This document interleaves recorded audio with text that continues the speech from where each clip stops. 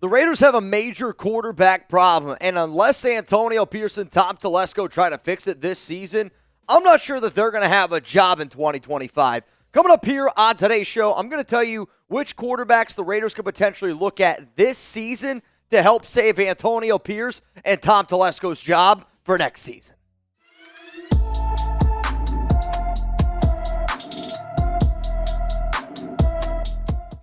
Before we get into the top quarterbacks here, which I have ranked from 10 all the way down to 1, huge shout out to our sponsor, Panda Supps. Use code Raiders for 20% off at pandasupps.com. I was talking to the owner of Panda, and he goes, I think you need to recommend some of the BCAAs. That way we can stay hydrated, because I know I wasn't the only one trying to drink away my sorrows after that loss against the Denver Broncos. So it's clear to me, the Raiders need a quarterback. Here's the problem. I know a lot of people, before they even tune into the show, are going to be like, Mitch, we're not going to be able to find a QB out there. There's nobody that the Raiders can go out and get. I'll be honest with everyone.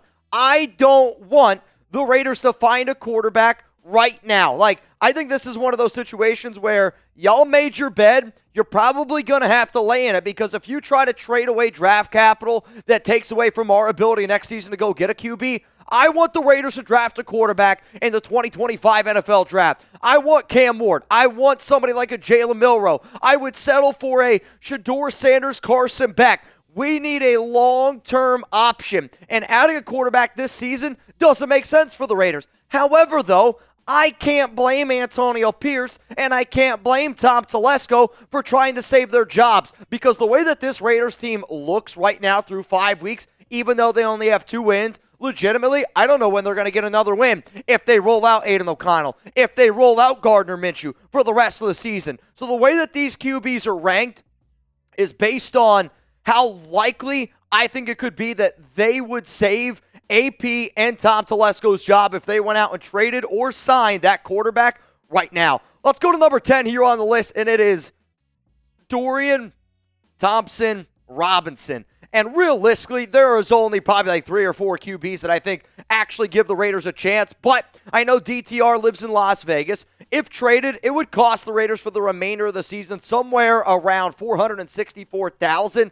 And with the Browns having Deshaun Watson, they signed Jameis Winston. I know that there's a lot of speculation, a lot of unknowns around what Cleveland could do based on what we're hearing here at Chat Sports, and based on some of the conversations I've had, it sounds like this team is going to stick with Deshaun Watson unless that drastically changes from the time that I'm making this video. Let's go to number 9 here, and it's going to be Tyson Bagent. This is another one where I don't think that the Chicago Bears are going to trade you Bagent, but this is somebody that it was at least able to show you that he kind of understands the Luke Getsy system. And is Tyson Bagent an upgrade over Aidan O'Connell? Yeah, probably. Is Tyson Bagent an upgrade over Gardner Minshew?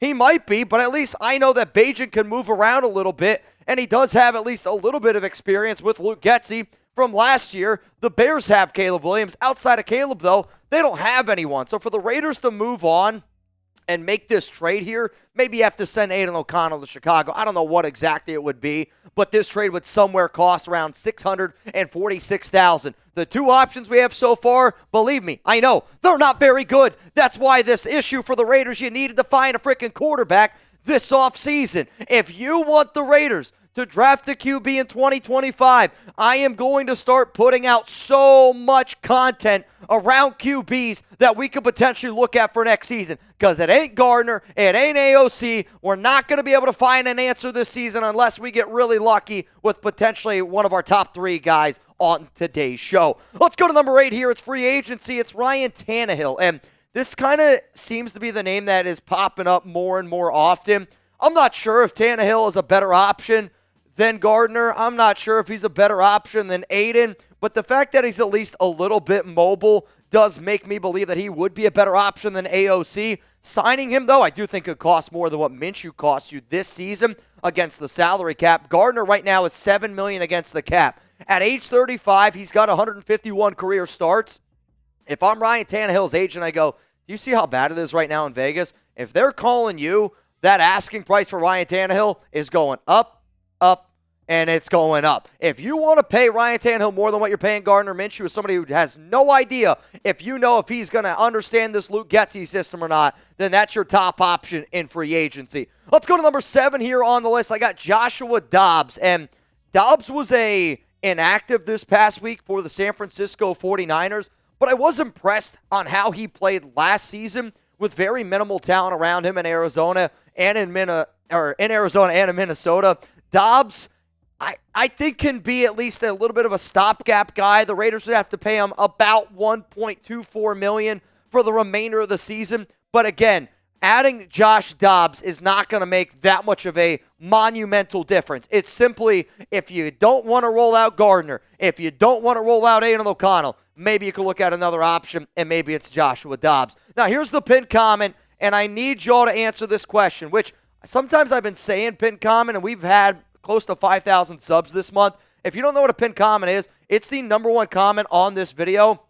It's literally, if the Raiders add a QB this season, who should it be? I want you, when you answer this question, to reply to the pin. Don't just reply in the comments. I want you to reply to the pin. That way everybody that comes across this show can kind of interact with each other in the exact same spot, the pinned comment. So you're about to get hit with a YouTube ad break. I want you to scroll on down and give me your answer, because my answer is coming up right here in a little bit.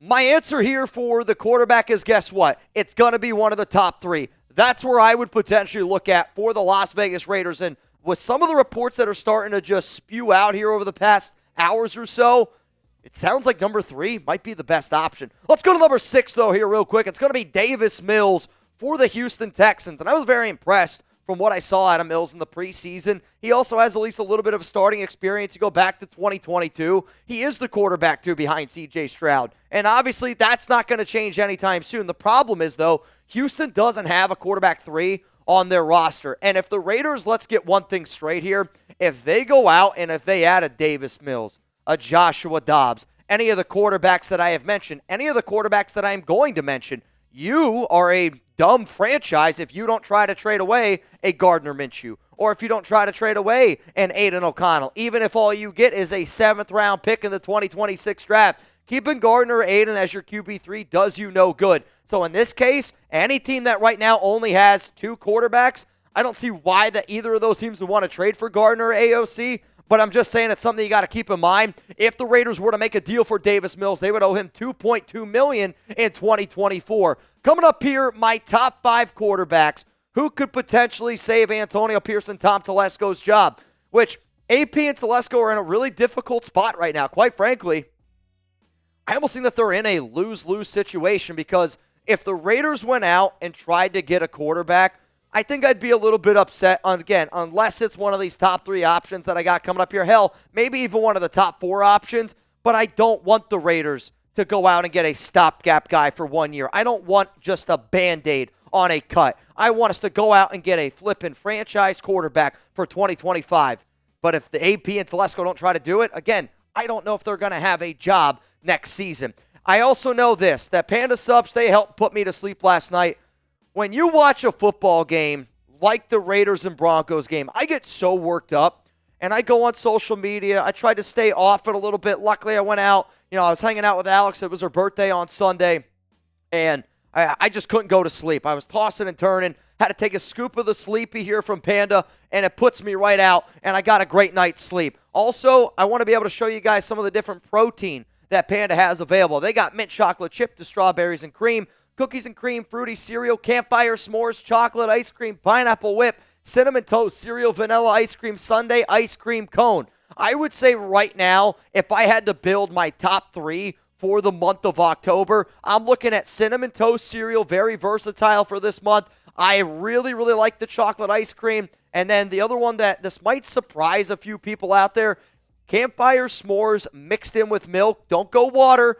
Don't go water. Go with the milk for the campfire s'mores. Use code Raiders for 20% off at pandasubs.com. And if you need to stay a little bit hydrated, if you're somebody like me that gives it their all on a game day and you're putting down some beers, you're having a few shots of Fireball, but also BCAAs are phenomenal after a workout. Or if you like to go for a run, you come back and you're like, I don't really know if I want to get a protein shake, but I need something in my system. The BCAAs are there to help really kind of just get your body working the way that it needs to. So if you want to support a Raiders fan that owns a company, go to pandasubs.com, 20% off, code Raiders. Let's go to number 5 here on the list of potential Raiders quarterback targets. It's Sam Howell.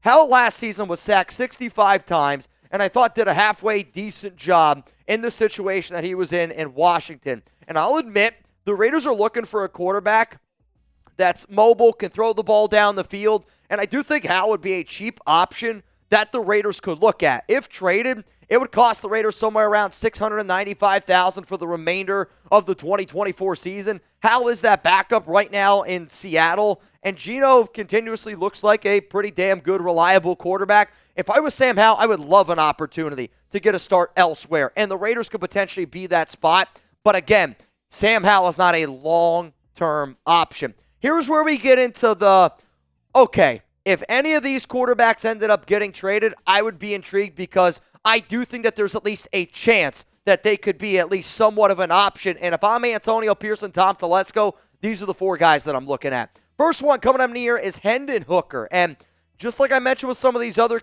teams, Hooker is the only other quarterback behind Jared Goff. So I'll admit, if there's one team that I do think makes the most sense for Aidan O'Connell, it is the Detroit Lions. If there is a quarterback that resembles Aidan from the, actually being good standpoint, it's Jared Goff. He was a Heisman finalist in 2022, and quite frankly, I think that he could have won the flipping award if he didn't tear his ACL. If the Raiders trade for him, it's going to be $646,000 in 2024, so it's not a lot of money. And I'm telling you this right now, I'd have a lot more confidence in Hendon Hooker than I do Gardner Minshew, and I'd have a whole lot more confidence in Hendon Hooker than I do Aidan O'Connell. So here's going to be an opportunity. Here's your last time.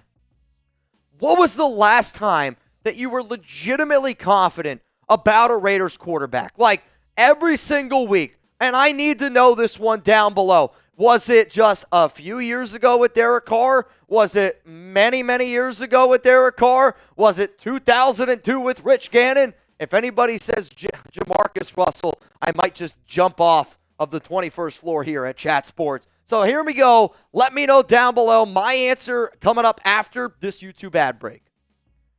The last time that I was confident, and I mean legitimately confident, in a Raiders quarterback was 2016 Derek Carr. And it sucks that that guy ever got hurt. And I hope that someday we get to a point where we can look at our quarterback and go, that's not one of the weakest links on our team. Let's go to number 3 here, and this is the one that I think might be the most likely, and I think that you're going to start seeing some rumors around it. It is Pittsburgh Steelers quarterback Justin Fields. But wait, Mitch, Justin is the starter in Pittsburgh. Well, at the time that I'm recording this video, there are some reports and some speculation that Mike Tomlin and the Pittsburgh Steelers are going to hand the keys over to Russell Wilson, therefore making Justin Fields that second quarterback option.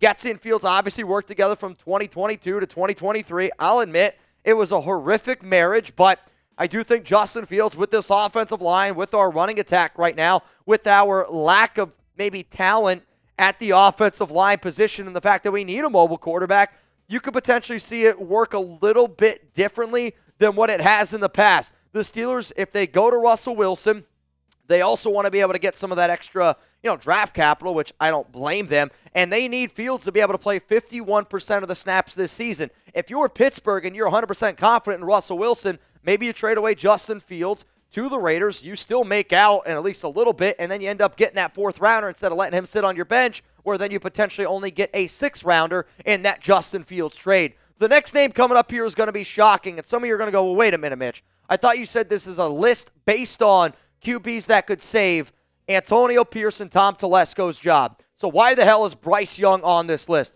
Bryce Young is on this list because if the Raiders traded for Young and it worked out, I guarantee you their job is saved. Now, the fact that Bryce Young was benched for Andy Dalton, not great. But if you also listen to an interview, and I got to give a shout out to Chugs here because he showed it to me on Monday, Dave Canales kind of slipped up and said, well, we put Bryce Young in the end of that Carolina game so Andy Dalton wouldn't get hurt. I mean, that's Dave Canales telling you that Andy Dalton is that team's quarterback, and if they're willing to put Bryce Young in that situation, then that tells me that they have already totally moved on from him. So you're finding a number 1 overall pick just from last year's draft that I don't think it's going to cost you a lot of draft capital. You could give up, let's say, a 3rd-round pick, still hang on to your 1st, then hang on to your 2nd, and potentially go on and get a franchise guy. I'll admit this. I don't love the idea because I don't trust Luke Getsy. I don't trust Bryce Young behind this offensive line. I saw Bryce Young on a team that didn't have a lot of talent at the receiver position. And, yeah, if you lose Devontae Adams, I love what I saw out of Brock Bowers. Jacoby's pretty good. But, like, this is not the team that Bryce Young should go to, quite frankly. But if you want to talk about swinging for the fences, and if your job is potentially on the line, if you're backed up into a corner, I want you to come out swinging, and I want you to try to hit that home run. Bryce Young is a home run swing that I think probably ends in a strikeout, but it's still a home run swing. The final and the number one is something that I don't think ends up happening, but if it did, I'm on board with it. Michael Penix Jr. from the Atlanta Falcons. The Raiders were picking 13. Atlanta picked 8. And even though Atlanta signed Kirk Cousins to a massive $40 million per year deal, they still drafted Penix at number 8 overall. And I'm telling you, based on what we've been told here and based on a lot of the speculation that's been out there, it would cost the Raiders' first-round pick and Davante Adams to get Michael Penix Jr. I'll say this right now. I don't really want to give up that first-round pick because I still think that the Raiders could potentially be bad, and you would like to be able to have that first to go get I would rather have Cam Ward than Michael Penix Jr. I'd rather have Jalen Milroe than Michael Penix Jr., and that might be a little bit of a hot take for some people, but if you know that you're not going to get that pick that you're looking for, or if the Raiders don't love any of the quarterbacks next year's draft, or if you're Antonio Piere Tom Telesco and you're like, if we don't go out and do this trade, doesn't matter because we're not going to have a job next season, then potentially you look at it. But again, if I'm Atlanta, I say you can go shove it. Penix is going to be our future here. But for the Raiders, if your job was on the line and they go, Davante Adams in a first-round pick, and we'll give you Michael Penix Jr., my question is, would you do it? I think AP and Telesco would. Me, I would lean back. I would kind of say, can we do it for a second in Davante? If that's then, second in Davante, where the hell do I sign up for that? So let me know down below, who did I leave off my list? I know that I probably left off one quarterback that's circulating around in some of y'all's heads. I don't want to hear Colin Kaepernick. I don't want to hear Cam Newton. Both those guys are washed. The only person that I could at least think about in terms of being an accurate name that I might have left off my list is Matthew Stafford. The Los Angeles Rams are 1-4 on the season. If I was the Raiders right now, I'd pick up the phone to Carolina. I'd pick up the phone to the Los Angeles Rams, and I'd say, can we do a 3-way trade? Are you down for a 3-way? Bryce Young, you go to Los Angeles, you work with Sean McVay, you figure your freaking whole thing out there. Matthew Stafford comes to the Las Vegas Raiders, you try to figure it out there, and then you go on. Because the Rams right now are super banged up, and you don't know when Cooper Kupp or Puka Nacua is going to be coming back. And the Rams right now, based on the team that they have, they're in win-now mode. But you can quickly flip that to go to rebuild mode because you're sitting there at 1-4. Would I want the Raiders to trade for Matthew Stafford? No, not really. I want a quarterback in the 2025 NFL draft. But if you're trying to find a veteran quarterback, Matthew Stafford is a name. I don't think Atlanta's going to trade Kirk Cousins. It's just simply the only name that really came to my mind. So here's one more time the top 10 quarterbacks that the Raiders could potentially look at if Antonio Piere Tom Telesco want to try to save their job. Because I'll say it again. I know that a lot of people think that I'm over-speculating or overreacting to that Raiders loss to Denver.